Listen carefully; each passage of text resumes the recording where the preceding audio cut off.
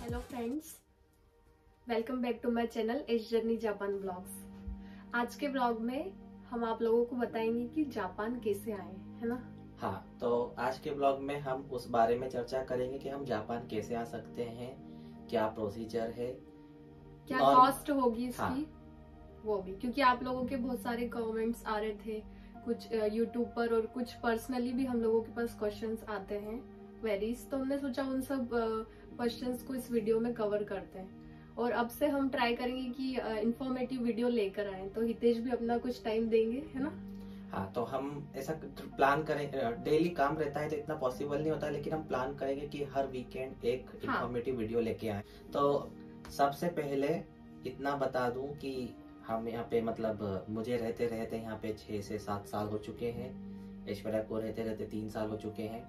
उसके बावजूद अभी हमें भी बहुत सारी प्रॉब्लम्स आती है जो हमने अभी तक मतलब फेस नहीं करी है। हम नई प्रॉब्लम्स फेस करते हैं, हम उसके बारे में भी हम अगर हमको कुछ नया एक्सपीरियंस आता था हम वो सब आपको बताएंगे। तो चलिए स्टार्ट करते हैं आज का वीडियो। हाँ, मैं सिर्फ मेरा एक्सपीरियंस शेयर करना चाहता हूँ जितना मुझे नॉलेज है, ताकि उतने नॉलेज से आप सबका हेल्प हो सके।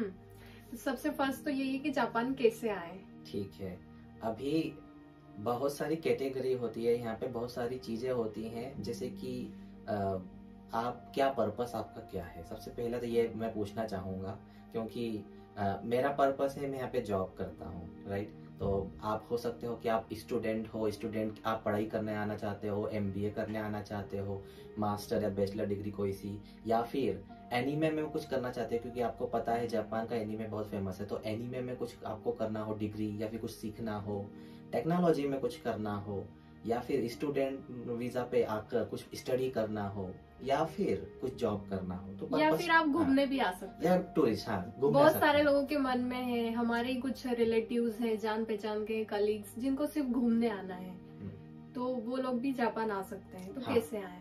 तो यहाँ पे मैं 3 कैटेगरी में डिवाइड करूंगा, स्टूडेंट, वर्कर्स जो जॉब करते हैं, और तीसरा टूरिस्ट, ठीक है।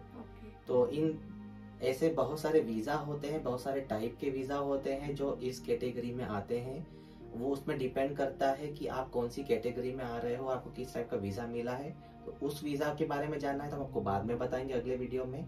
लेकिन यहाँ पे मैं पहली कैटेगरी लूंगा, स्टूडेंट। अगर आपको स्टूडेंट वीजा पे आना है, स्टडी करने आना है, तो मेनली जो फील्ड्स हैं जिसके लिए स्टूडेंट्स आते हैं बाहर से यहाँ जापान में, वो है एनीमे, टेक्नोलॉजी, मेडिकल और literature, some kind of culture, Japanese culture, artificial intelligence, और थोड़ा बहुत डेटा साइंस, साइंटिस्ट बनने, कुछ केमिकल या फिजिकल रिलेटेड कुछ आपकी फील्ड है जो आपको स्टडी करना है, फिजिक्स। ये चीजें जो मेन है ये यहाँ पे ज्यादा है। तो ये इस मेनली इन चीजों को स्टडी करने बाहर से जो फॉरेनर्स हैं वो यहाँ जापान में आते हैं। बैचलर्स या मास्टर, जो भी बैचलर या मास्टर डिग्री करने, पीएचडी भी करने आते हैं, एमबीए भी करने आते हैं। तो वो आपका पर्पस आप क्लियर रखें। आप पहले देखें कि आपको क्या करना है, आपको मतलब क्या बनना है। तो उसके हिसाब से आपके जो गोल है वो क्लियर रहेंगे, तो आपको पता चलते जाएगा आपको कौन सी पढ़ाई करना है और उसकी अपॉर्चुनिटी कहाँ कहाँ मिल रही है। ये सिर्फ जापान में नहीं है, दूसरी कंट्रीज में भी सेम मिलता है, इवन इंडिया में भी। तो नॉर्मल स्टेप है। ये स्टूडेंट वीजा की बात हो गई, स्टूडेंट की आप कैसे आ सकते हैं। हाँ। स्टूडेंट में मुझे एक चीज और याद आ रही है, मैंने बहुत सारे लोग देखे हैं यहाँ पे जो मतलब कैलीग्राफी का जो चाइनीज कैरेक्टर रहते हैं उसकी स्टडी करते हैं, और एनीमे जो मतलब आपको ड्राइंग की खूब आपकी मतलब रुचि है, हॉबी है, और वो जो खूब ड्राइंग बनाते हैं, तो उसको मांगा भी बोल सकते हो आप, जापानीज में मांगा बोलते हैं, कार्टून्स। तो उस टाइप की अगर आपका इंटरेस्ट है तो उसकी मोर एडिशनल एडवांस स्टडी के लिए भी आप जापान आ सकते हैं। हाँ, उसके लिए भी अलग अलग कोर्सेज यहाँ पे अवेलेबल है। यहाँ की जो मांगा और एनीमे इंडस्ट्री है बहुत ज्यादा एक्सपांडेड है, बहुत ज्यादा बड़ी है। तो अगर आपको उसमें इंटरेस्ट है तो आप उसमें भी अपना करियर बना सकते हैं, और इसमें बहुत सारे मनी है, बहुत सारा पैसा है। अभी जो स्टूडेंट वीजा पे आप आ सकते हैं, वो बहुत सारी मतलब आपको स्कॉलरशिप भी मिलती है। आप इंटर्नशिप करने भी आ सकते हैं किसी कंपनी में, या फिर ऐसे ट्रेनी बनकर। जो स्कॉलरशिप की बात कर रहा हूँ वो कुछ कैटेगरीज रहती हैं। अगर आप जेआरई जानते हैं तो मतलब उस टाइप की एग्जाम्स होती है, प्री क्वालिफाइड टेस्ट होते हैं। तो उस टाइप में अगर आप पास करते तो आपको स्कॉलरशिप भी मिलती है। इसके बारे में हम किसी और वीडियो में बात करेंगे इन डिटेल। तो अभी सिर्फ इतनी इन्फॉर्मेशन दे रहा हूँ कि मतलब आप इंटर्नशिप भी यहाँ पे कर सकते हैं, आप यहाँ पे ट्रेनिंग कर सकते हैं, आप यहाँ पे स्टडी कर सकते हैं। तो आपका पर्पस जो भी है उसके हिसाब से आप आ सकते हैं। दूसरा आपका जो है वो आप वर्कर वीजा पे आ सकते हैं, जॉब वीजा पे। हाँ। तो उसमें ऐसा रहेगा कि आप या तो आपको कोई कंपनी स्पॉन्सर करेगी, उसके थ्रू आप आ सकते हैं, या फिर आप इंडिया में बैठे बैठे ऑनलाइन इंटरव्यू देकर या फिर जापान की कंपनियों में इंटरव्यू देकर वो चांस यहाँ पे ले सकते हैं। या फिर आपका एक तरीका ऐसा है कि आप जापानीज सीख लें। जापानीज सीखने के लिए बहुत सारे ऑनलाइन कोर्स मिलेंगे, इंडिया में बहुत सारे ऑफलाइन कोर्स भी चलते हैं। आप अगर वो जापानीज कोर्स ज्वाइन करते हैं और जापानीज थोड़ी बहुत आपको आती है तो आपके चांसेस है कि अगर आप जापानीज कंपनी में अप्लाई करेंगे जो प्योर जापानीज में काम करती है, जहाँ पे इंग्लिश ज्यादा रिक्वायरमेंट नहीं रहती है, वहाँ पे आपका लग सकता है और वो आपको हो सकता है कि आपको वीजा ऑफर कर दे, वर्किंग वीजा, जॉब वीजा, और आप यहाँ पे आ सकते हैं उसके थ्रू।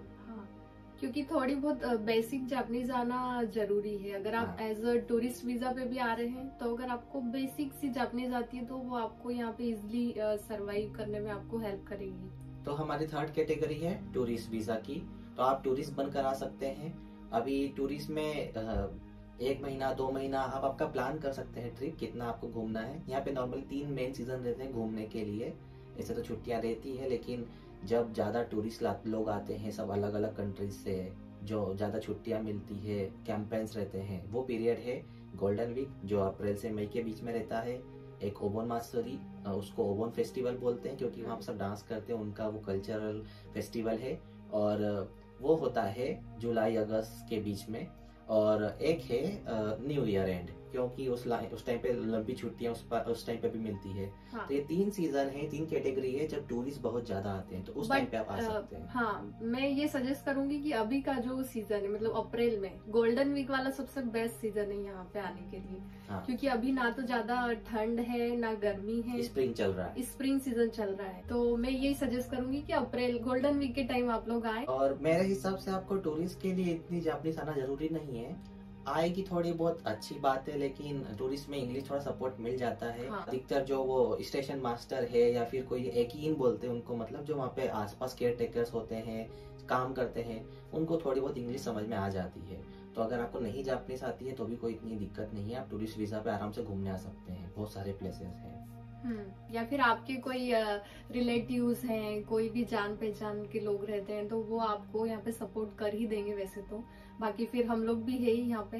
तो अभी आप कॉस्ट की बात करें, एयर फेयर की, एयरप्लेन में क्या टिकट लगता है वो तो आप ऑनलाइन भी मिल जाएगा, लेकिन अभी कोरोना के बाद फ्यूल चार्जेस बढ़ गए हैं, तो शायद इकोनॉमी का मैं बता देता हूँ। इकोनॉमी, हम नॉर्मली इकोनॉमी में ट्रेवल करते हैं, इकोनॉमी का कुछ 50 to 70,000 रुपीज 1 वे का टिकट होता है।